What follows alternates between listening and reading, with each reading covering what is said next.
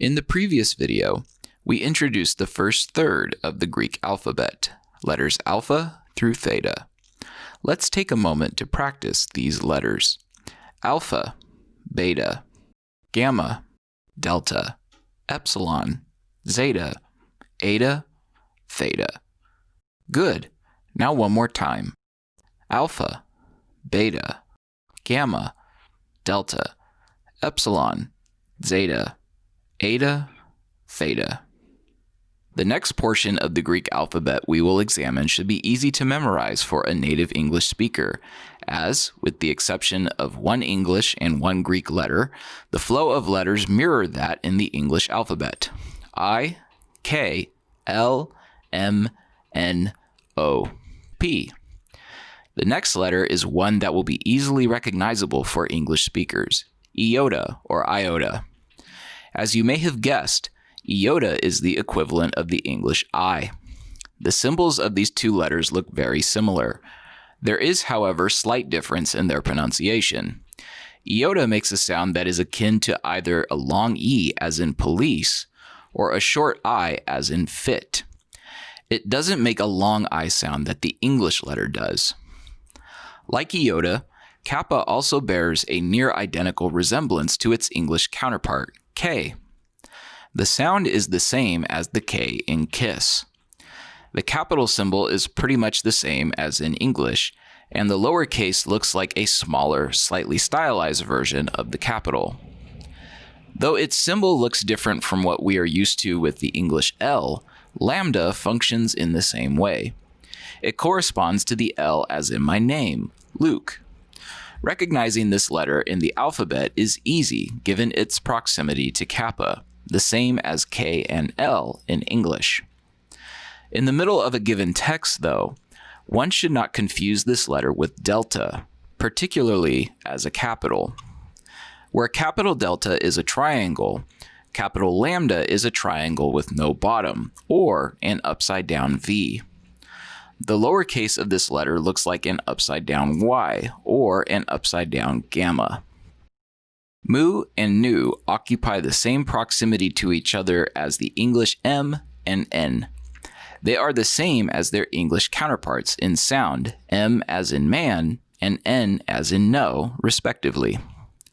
Their capital forms are alike to English. However, there are discrepancies with their lowercase forms.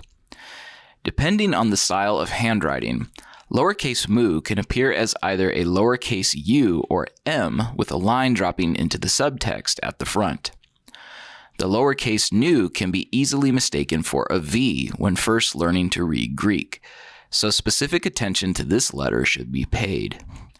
While this sequence has been relatively familiar up to this point, the next Greek letter, xi, doesn't have one English equivalent. It roughly corresponds in sound to the English X, as in fox.